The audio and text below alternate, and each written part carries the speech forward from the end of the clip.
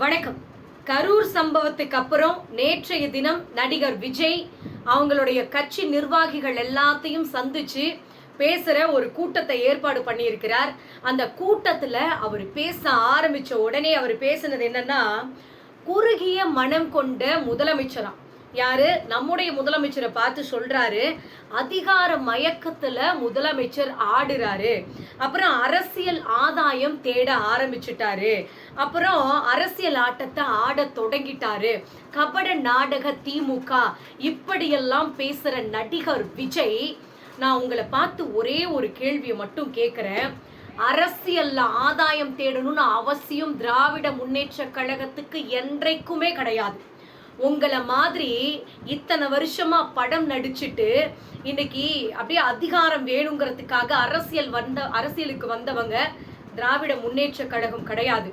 மக்களுக்காக தொடங்கின இந்த இயக்கம், மக்களுடைய ஆதரவு கேட்டு கட்சி ஆரம்பிக்கலாமான்னு கேட்டு தொடங்கின இந்த இயக்கம் இன்னைக்கு வரைக்கும் மக்களோடு மக்களாக நின்று மக்களுக்காக என்றைக்குமே துணை நின்றுக்கிட்டு இருக்கிற இயக்கம் தான் திராவிட முன்னேற்ற கழக இயக்கம். இன்னைக்கு நீங்க சொல்றீங்க முதல்வரை பார்த்து குறுகிய மனம் கொண்ட முதலமைச்சர் அப்படின்னு. ஒரு விஷயத்தை உங்களுக்கு இந்த இடத்துல தெளிவுபடுத்த விரும்புறேன். நீங்கெல்லாம் இன்னைக்கு அரசியலுக்கு வந்தீங்க. நம்முடைய முதலமைச்சர் அவர் திருமணமான உடனே அவர் மிசாவில் கைதாகி போய் மக்களுக்காக போராட்டம் பண்ணி மிசாவில் கைதாகி போய் எத்தனை அடி மெதி வாங்கி எத்தனை போராட்டம் பண்ணி ஜெயிலுக்கு போய் அரசியல் பாடத்தை கொஞ்சம் கொஞ்சமா கத்துக்கிட்டு இன்னைக்கு விருட்சமா நிக்கிறார் நம்முடைய முதலமைச்சர். அவரை பார்த்து அரசியல் நாடகம், அரசியல்னா முதல்ல என்னன்னு தெரிஞ்சுக்கிட்டு பேசுங்க. அப்புறம் அவர் அப்படியே வாயை வச்சுட்டு இப்படியெல்லாம் கையில் ஆக்ஷன்லாம் பண்ணிட்டு என்னங்க உங்க அரசியல்? இத்தனை நாள் நான் கரூருக்கு போகாத இருந்தது இங்க பிரச்சனை கிடையாது. மக்கள் அங்கிருந்து இங்க வர வச்சது ஒரு பிரச்சனை கிடையாது. நான் மக்களுக்கிட்ட அழுது நாடகம் ஆடி எல்லா டிராமாவும் பண்ணனதெல்லாம் இங்க தப்பு கிடையாதான். அண்ணன் அன்பில் மகேஷ் அவர்கள் அங்க போய் அப்படியே நாடகம் ஆடுனாங்க, நடிச்சாங்க, அப்படியெல்லாம் பேசின நீங்க ஆதம் அர்ஜுனா ஒரு வார்த்தை சொல்றாரு.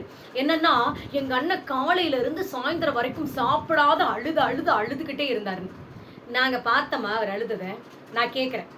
நான் ஒரே ஒரு விஷயம் தான் கேட்குறேன். அவர் நேரில் அத்தனை பேர் இறந்ததை பார்த்துட்டு துக்கம் தாங்க முடியாத அழுதது உங்களுக்கு நடிப்பு. ஆனால் இவர் காலையிலேருந்து சாயந்தரம் வரைக்கும் அழுதாருன்னு இது வரைக்கும் அழுத ஒரு பிக்சர் கூட நீங்கள் காட்டலை. அது எங்களுக்கு தேவையும் கிடையாது. உங்களோட நடிப்பை நாங்கள் பார்க்கணுன்னு அவசியமும் எங்களுக்கு இல்லை. ஆனால் அதை மட்டும் எதுக்கு நீங்கள் அப்படியே பந்தாவாக சொல்லிட்டு இருக்கிறீங்க? எங்கள் அண்ணன் அப்படி இருந்தார், இப்படி இருந்தார், எங்கள் அண்ணனுக்கு எல்லாம் தெரியும். ஸோ இதை நான் ஒரே ஒரு விஷயம் தான் சொல்கிறேன். இந்த ஆதவ் அர்ஜுனா இருக்கிறாரு பார்த்தீங்களா, அவர் என்ன சொல்கிறாருன்னா, காலேஜ் ஸ்டூடெண்ட்டு அப்படியே ஒரு 5000 பேர் ரோட்டில் ஓடி வந்துட்டாங்களாம் விஜயை பார்க்கறதுக்கு. ஏங்க, படத்தில் நடிக்கிறவர் நேரில் எப்படி இருக்கிறாருன்னு பார்க்கறதுக்காக யங்ஸ்டர்ஸ் வரத்தான் செய்வாங்க. இது எல்லா இடத்துலையும் நடக்கிற ஒரு விஷயம்தான். வயசானவங்களே சரி படத்தில் நடிக்கிறவங்க நேரில் எப்படி இருக்கிறாங்கன்னு பார்க்கணும்னு நினைப்பாங்க. அது இல்லைன்னா நம்ம சொல்ல முடியாது. ஸோ ஓடி வர கூட்டத்தில் பெண்கள் தான் அதிகமான கூட்டம். உங்களை நம்பி வந்த கூட்டத்தை நீங்கள் அங்கே ஒன்றுமில்லாத பண்ணி சிதைச்சி அனுப்பியிருக்கீங்க. அதில் இவர் சொல்கிறாரு ஆதவ் அர்ஜுனா, கூட்டம் உங்களுக்கு எவ்வளோ பேர் வரும்னு தெரியும்ல, 10,000 பேர் நாங்கள் வருவோம்னு சொன்னால் நீங்கள் அதை நம்பிடுவீங்களா? அப்படியே விட்டுருவீங்களா? நான் ஒரே ஒரு கேள்வி தான் கேட்குறேன். கூட்டம் நிறையா வரும்னு உங்களுக்கு தெரியும்ல, ஏன் ஒரு வாட்டர் பாட்டில் வாங்கி கொடுக்க வக்கில்ல? நீங்களாம் எதுக்கு கட்சி மீட்டிங் நடத்துகிற? ஒரு வாட்டர் பாட்டில் வாங்கி கொடுக்கல, ஒரு பேக்கெட் பிஸ்கெட் வாங்கி கொடுக்கல. எத்தனை குழந்தைங்க, எத்தனை பெண்கள் அப்படி நின்ன இடத்துல நின்று அவர் வருவார் லேட்டாக வந்துட்டு கடைசியில் பேச்சு பேசுகிறாங்கப்பா. இத்தனை மணிக்கு நான் வருவேன்னு சொல்லிட்டு அவர் சென்னையில் இருந்தே எவ்வளோ லேட்டாக கிளம்புனாரு நம்ம எல்லாருக்குமே தெரியும். நீ இந்த அளவுக்கு சட்டம் பேசுகிற நீ அப்போ கரெக்டான டைமுக்கு வந்திருக்கணும். அதை விட்டுட்டு வந்ததும் லேட்டு. அங்கே மக்கள் அத்தனை பேர் அங்கே மயங்கி போய் உழுவுறாங்க. அவங்களுக்கு ஒரு வசதியுமே செஞ்சு கொடுக்கல. நீங்கெல்லாம் என்னத்துக்கு கட்சி நடத்துறீங்க? உங்ககிட்ட இருக்கிற இளைஞரணி என்ன பண்ணிட்டு இருந்தாங்க? மக்களை ஒருங்கிணைக்கல, அவங்களுக்கு ஒரு பாத்ரூம் ஃபெசிலிட்டி செஞ்சு கொடுக்கல. இப்போ வரைக்கும் பேசின நடிகர் விஜயா இருக்கட்டும், ஆதவ் அர்ஜுனாவா இருக்கட்டும், அடுத்த மீட்டிங்ல இருந்து நான் மக்களுக்காக பாதுகாப்பு பண்றோம், நாங்க எங்களுடைய இளைஞரணியை நாங்க ரெடி பண்றோம், மக்களுக்கு வந்து சரியான வழியை நடத்துவோம். அதுவும் ஏதாவது பாத்ரூம் ஃபெசிலிட்டிஸ் நாங்கள் செஞ்சு கொடுக்குறோம், வரவங்களுக்கு உணவு எல்லாம் நாங்கள் ரெடி பண்ணி கொடுக்குறோன்னு சொல்றதுக்கு வக்கு இல்லை. இன்னைக்கு வரைக்கும் சாரி, எங்களால தான் இந்த பிரச்சனை நடந்துருச்சு, எங்களை பார்க்க வந்து இத்தனை பேர் இப்படி ஆகியிருக்க கூடாது அப்படின்னு ஒரு வார்த்தை சொல்ல முடியல. நீ எல்லாம் பேச்சு பேச வந்துட்டீங்க. ஒருமையில பேசுறீங்க முதலமைச்சரை. வாடா பாத்துக்கலாம், மேல கை வச்சு பாருடா பாத்துக்கலாம். உன் மேலெல்லாம் கைய வச்சு எங்களை நாங்க அழுக்காக்கிக்க விரும்பல. திமுக வந்து சும்மா நினைச்ச உடனே தூக்கி உங்களை எல்லாம் உள்ள போட்டுருவாங்க. நீங்க பேசுனீங்கன்னா தூக்கி உள்ள போட்டு அதுல இருந்து நீங்க விளம்பரம் தேடிக்கலாம்லாம் நினைக்காதீங்க. நீங்க அவதூறா பேசும்போது வார்த்தையை கவனமா பேசுங்க. உங்களை மாதிரி ஒருமையில பேசுற பழக்கம் எங்களுக்கு கிடையாது. ஒருமையில பேசுறது, முதலமைச்சரையே ஒருமையில பேசுறது. 2026 யார் ரவுடின்னு பாத்திரலாம், நீங்க ரவுடியா நாங்க ரவுடியான்னு பாத்திரலான்னு பேசுறீங்க. உங்களுக்கெல்லாம் கொஞ்சம் கூட சென்ஸ் இல்லையா? அடுத்ததா நாங்க வரோம், நல்லாட்சி தர்றோம், மக்களுக்கு பாதுகாப்பு கொடுக்கறோம், இவ்வளோ வேலை வாய்ப்பு கொடுக்கறோம், இவ்வளோ பண்றோம் அப்படின்னு அப்படி சொல்லி வாக்கு கேட்கறதுக்கு உங்களுக்கு வக்கு இல்லை. அதை விட்டுட்டு நீ ஆரம்பத்துல இருந்து கடைசி வரைக்கும் திமுக திமுக திமுகவை திட்டியே தான் உன் பொழப்பு இன்னைக்கு வரைக்கும் ஓடிக்கிட்டு இருக்கு. நீங்கெல்லாம் திமுகவை பத்தி பேசினாதான் வளர முடியும் அப்படிங்கிறதுனாலதான் இந்த அளவுக்கு திராவிட முன்னேற்ற கழகத்தை கரிச்சு கரிச்சு கொட்டிட்டு இருக்கீங்க. அப்புறம் பூனையை பார்த்து புலி சூடு போட்டுக்குச்சான். முதல்ல ரோட் ஷோ நடத்துனது யாரு? நல்லா யோசிச்சு பாருங்க, மக்களுக்கு தெரியும். நாங்கெல்லாம் வந்து உங்களை மாதிரி பந்தா பண்ணிட்டு ரோட் ஷோ போகணும் அப்படின்னு அவசியமே கிடையாது. சாதாரணமா வெளியில வந்து மக்களோடு மக்களா நின்று அந்த இடத்துல மக்களுக்கு என்ன பிரச்சனை இருக்குதுன்னு கேட்கறவங்க தான் எங்க முதலமைச்சர், எங்க துணை முதலமைச்சர். உங்களை மாதிரி பந்தா பண்ணிக்கிட்டு அங்கிருந்து ஏறப்போ ஒரு விளம்பரம், இங்க வந்து இறங்கினா ஒரு விளம்பரம், இப்படியெல்லாம் காமிக்கணும்னு அவசியம் எங்களுக்கு கிடையாது. எங்களுக்கு மக்களுடைய தேவைகள் மட்டும்தான் தேவையே தவிர, மக்களோட பிரச்சனையை கேட்டு அதை சரி பண்ணணுங்கிறது தான் எங்களுடைய குறிக்கோளே தவிர, உங்களை மாதிரி வாய்ஸ் தவடால் அடிச்சுக்கிட்டு வீட்டுக்குள்ள உட்கார்ந்து அரசியல் பண்ணணும்னு அவசியம் எங்களுக்கு கிடையாது. நீங்க என்ன பேச்சுன்னே எனக்கு தெரியலங்க. அதுலயும் இந்த ஆதவர்ஜுனா சொல்றாரு, போலீஸை பார்த்து எங்களுக்கு ஒன்றும் பயமே கிடையாது. போலீஸை பார்த்து எதுக்கு நீங்க போலீஸை பார்த்து பயப்படணும்னு தான் நான் கேட்கிறேன். மடியில கணம் இல்லை அப்படின்னா வழியில பயம் இருக்கணும்னு அவசியமே கிடையாது. நீ ஏன் போலீஸை பார்த்து பயப்படுற? நீ என்ன தப்பா பண்ணிட்ட? தப்பு பண்ணனவுக்கு தான் இங்க பயம் இருக்கணும். ஆக மொத்தம் நீ தப்பான வழியில போயிட்டு இருக்க அப்படிங்கிறத இந்த இடத்துல நீ பதிவு பண்ற. அப்புறம் இங்க வந்து ஒரு மேல கை வைடா பார்க்கலாம். அப்புறம் ஸ்டாலின் திமுகவா? என்னங்க பேச்சு? ஒரு முதலமைச்சரை கொஞ்சம் கூட மரியாதை இல்லாம எவ்வளோ பெரிய பொசிஷன்ல இருக்கிறாரு, அவர் எழுதி கொடுக்கறத படிக்கிறாராம். நல்லா எடுத்து பாரு. தற்குறி திருவாரூர்ல நடிகர் விஜய் பேசின பேச்ச மறுபடியும் எடுத்து பாரு. தற்குறி ஆதவர்ஜுனா. அதை எடுத்து பார்த்தீனா தெரியும் யாரு பேப்பரை பார்த்து தப்பா படிச்சாங்க அப்படிங்கறது.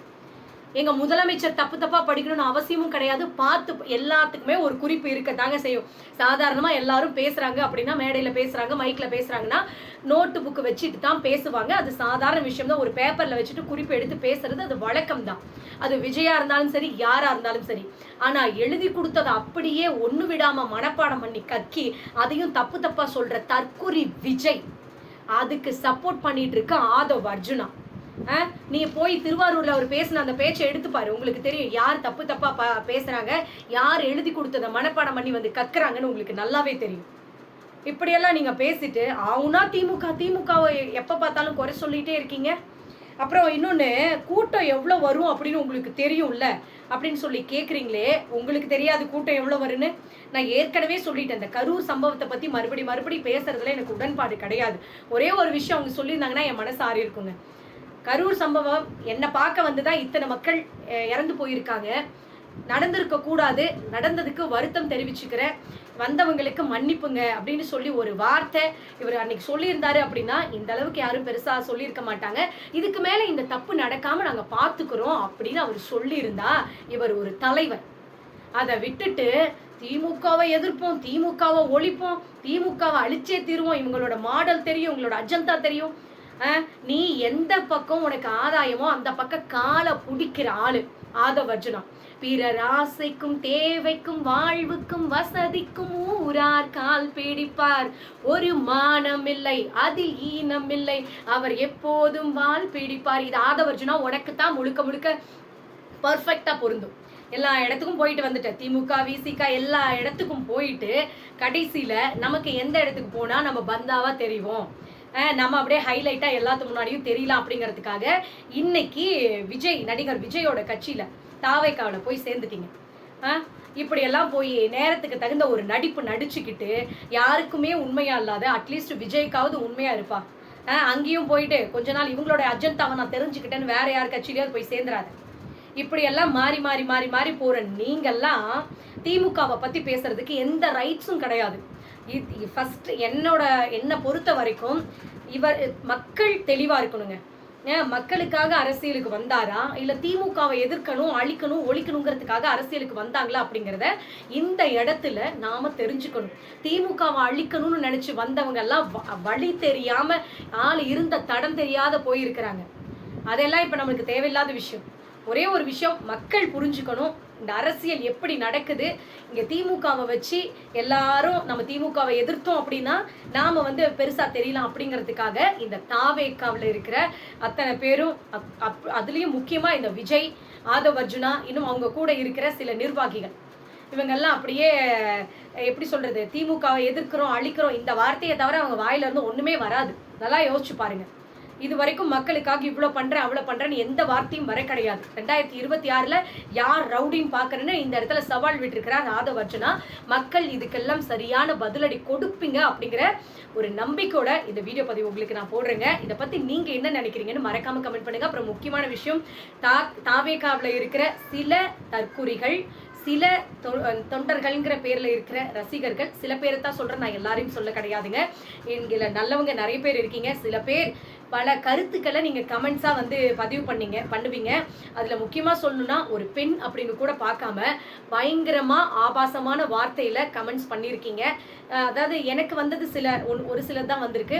நம்மளோட இன்னொருத்தர் கழக தோழர் ஒருத்தவங்க பேசின அந்த வார்த்தையை கேட்கிறப்ப, அவங்க பேசின வார்த்தைக்கு அந்த கமெண்ட்ஸை கேட்கிறப்ப காது கொடுத்து கேட்க முடியலங்க.